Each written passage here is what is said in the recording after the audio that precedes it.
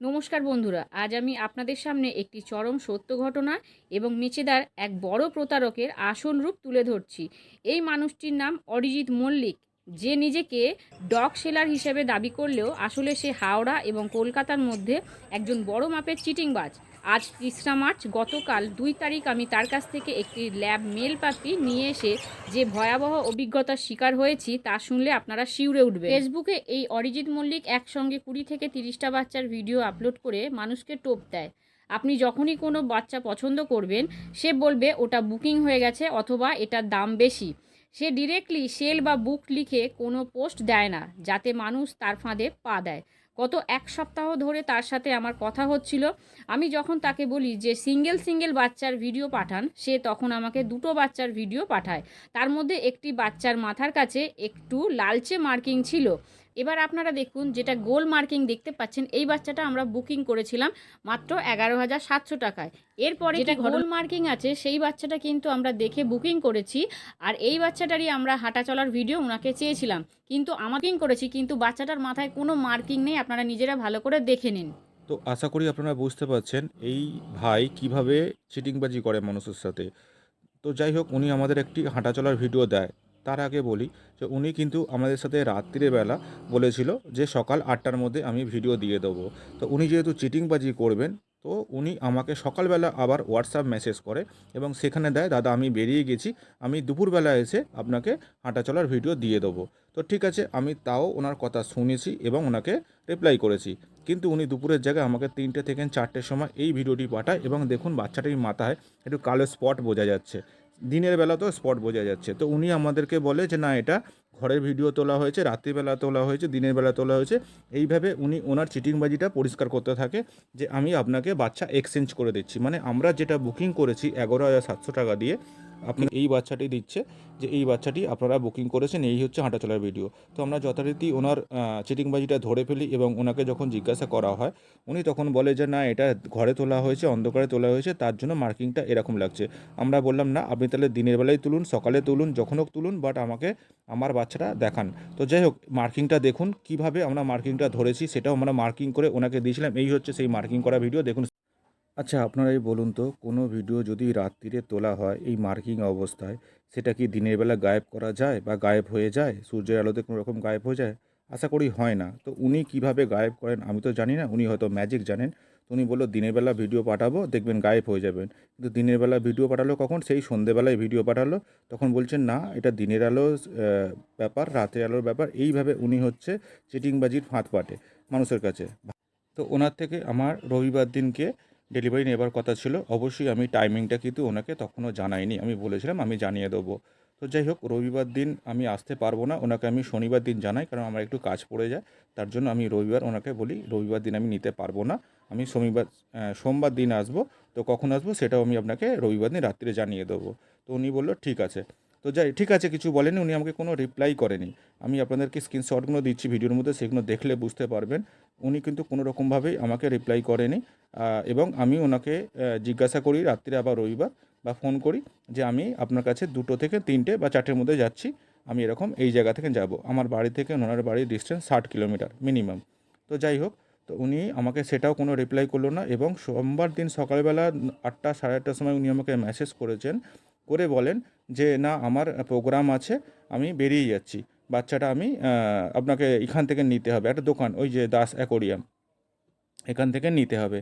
আমি বললাম ঠিক আছে, ওকে। আমি ওনার মেছেদা যেতে পেরেছি, আর ওখান থেকে ওনার ১০ মিনিটের বাড়ি যেতে পারবো না? আপনি বলুন। উনি দোকানে রেখেছেন, তাই উনি দোকানে ছিলেন না। আমি তো দোকানে অন্য একজনের থেকে বাচ্চাটি আমি নিয়ে আসি এবং সঙ্গে সঙ্গে দেখাই দোকানের সামনে দাঁড়িয়ে পটি করেছে বাচ্চাটা। দেখুন, আপনাদের সেই ছবিটাও আমি তুলে ধরছি। সেই পটি করা বাচ্চাটা, আমি বলে দেখো পটি করছে, কাদা কাদা পটি করছে। উনি বলল না, বাচ্চা যেহেতু এতক্ষণ ওখানে রয়েছে, মানে ২ ঘন্টা মতন, ১ থেকে ২ ঘন্টা হয়তো দোকানে রয়েছে, কেজের মধ্যে রয়েছে। তো উনি বলল যে পটি করছে, কোনো অসুবিধা নেই, নিয়ে যাও, খেয়েছে তার জন্য। আমি বললাম ওকে। তো কিছুটা দূর যাওয়ার পরে, মানে স্টেশনের কাছাকাছি ওনাদের একটা দোকান আছে, সেই দোকানের কাছে যখন গেছি, দেখি বাচ্চাটা একদম পুরো পটি মাখা করে ফেলেছে। দেখুন, সেই ভিডিওটি আপনাদের সাথে আমি শেয়ার করছি। বাস্কের মধ্যে পুরো পটিটা মাখামাখি করেছে। সঙ্গে সঙ্গে আমি ওনাকে ফোন করি যে দেখো, তোমার বাচ্চা এখনও পর্যন্ত ট্রেনে ওঠেনি, আমার সাথে এখনও পৌঁছায়নি, তোমার এরিয়াতেই রয়েছে। তো এই হচ্ছে বাচ্চার কন্ডিশান। বললো না, বাচ্চা জার্নি করেছে। ভাবুন, ১ থেকে ১.৫ ঘন্টা বাচ্চা ওখানে বসে আছে দোকানের মধ্যে, এবং উনি আমাকে দিয়ে গেছে হয়তো আধা ঘন্টা আগে, ওনার বাড়ি ওখান থেকে 5 থেকে 10 মিনিটের রাস্তা, বাচ্চা নাকি জার্নি করেছে, তার জন্য নাকি বাচ্চা পটি করছে। আমি সেটাও মেনে নিলাম। তো উনি বলে যে ঠিক আছে তুমি নিয়ে যাও, কোনো অসুবিধা নেই, বাচ্চা সুস্থ আছে, অসুবিধা নেই, সেরকম হলে কালকে তুমি এসে বেছে নিয়ে চলে যাবে, ওটাকে দিয়ে চলে যাবে রিটার্ন, কোনো অসুবিধা নেই যদি শরীর খারাপ হয়। আমি বললাম ওকে। তো ভদ্রলোকের মতন আমি ওকে বলেছি আমার ওটাই ভুল হয়েছে, ওনাকে ওইখানেই বসিয়ে দেওয়া উচিত ছিল, এটা হচ্ছে আমার সবথেকে বড় ভুল। কিন্তু উনি যে চিটিংবাজিটা করবে সেটা ধরতে পারেনি, সেটা একটা মানে 2 নম্বর ভুল। তো যাই হোক, উনি হচ্ছেন এমন একটা মানুষ যে চিটিংবাজিটা ভালো করে শিখে গেছেন, যে মানুষকে এইভাবে করতে হবে, নিজে দেখা দেবো না, ঘরে যেতে দেবো না, অন্য কারো দোকানে রেখে আমি মাল চলে আসবে, এবার বলবো নিয়ে চলে যান, চিটিংবাজি এইভাবে হয়। এবং উনি যথারীতি বলেছেন, সেই জন্য আমি নিয়ে চলে এসেছি এবং পার্টির বাড়িতে আমি দিয়ে দিয়েছি। তো যাই হোক, পার্টির বাড়িতে গিয়েও কিন্তু বমি করেছে এবং পটি করেছে। সে সমস্ত কিছু ওনাকে সঙ্গে সঙ্গে জানানো হচ্ছে এবং উনি বলছেন এই ওষুধ দেবে। যাই হোক, উনি যে কটা ওষুধের কথা বলেছেন প্রতিটা ওষুধ পার্টি কিনেছে এবং সেগুলোকে দিয়েছে। কিন্তু পার্টি কি অসুস্থ বাচ্চা নেবে? ভালো করে ভাবুন। নেবেন না তো? তো যাই হোক, ওনাকে আমি বুঝিয়ে দিয়ে এসেছি বাচ্চা জার্নিংয়ের জন্য এরকম সমস্যা হচ্ছে, পার্টি বুঝেছে।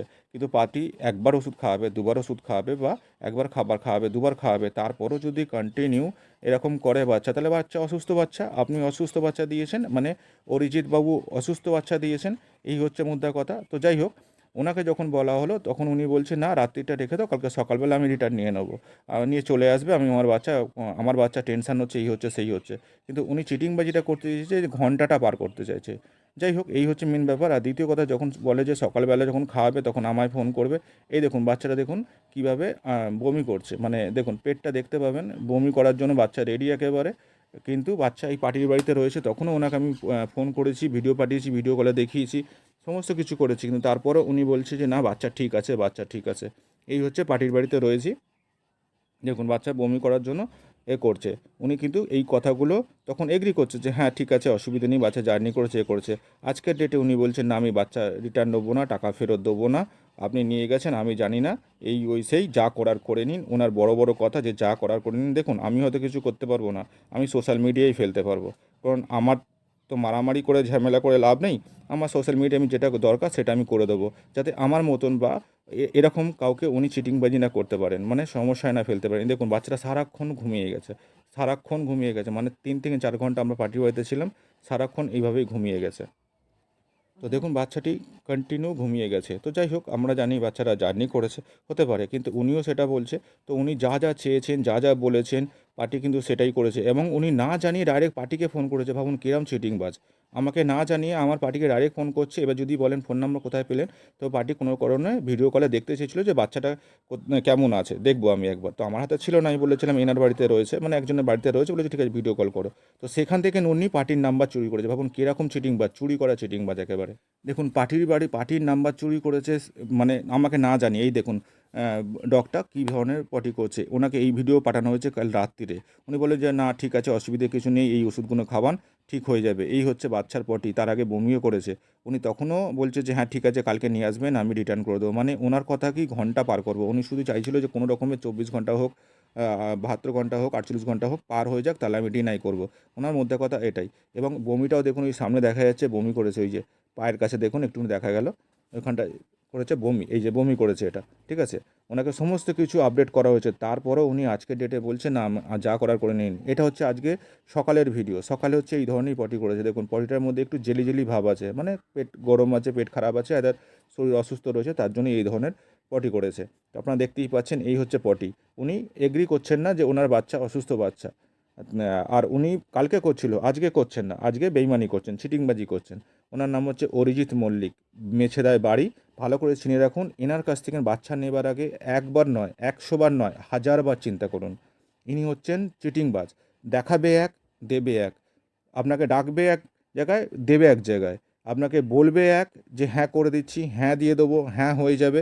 তারপরে বলবে না কিছু নয়, আমার নয়, আপনার দায়িত্ব, এই ওই সেই করে আপনাকে কিন্তু চিটিংবাজি করবে। ভালো করে চিনে রাখুন, ইনি কিন্তু ফেসবুকে প্রতিদিন বা প্রতিবারে আপডেট করে। আর বাচ্চা থাকে না, কিন্তু উনি বলে বাচ্চা আছে, তারপরে অর্ডার নিয়ে বাচ্চার অর্ডার নেবে, বাচ্চা দেখাবে, আর আলাদা বাচ্চা দেবে, দেবার পরে এই ধরনের কাজকর্ম করবে। তো যাই হোক, আমার এই ভিডিওটা বানাবার একটাই কারণ, যে আমি তো ওনার কাছ থেকে ভুলবশত ঠকে বাচ্চা নিয়ে চলে এসেছি। কিন্তু আপনারা এরকম কেউ না ওনার ফাঁদে পা দেন। অরিজিৎ মল্লিকের ফাঁদে মেছেদায় থাকে, ফেসবুকে দেখবেন ভিডিও আপলোড করে, ফটো আপলোড করে, ওনার ফাঁদে বারবার বলছি পা দেবেন না। ওনার ছবিটা ভিডিওটা দেখে নিন ভালো করে ভিডিওতে, আমি বারবার দিয়েছি।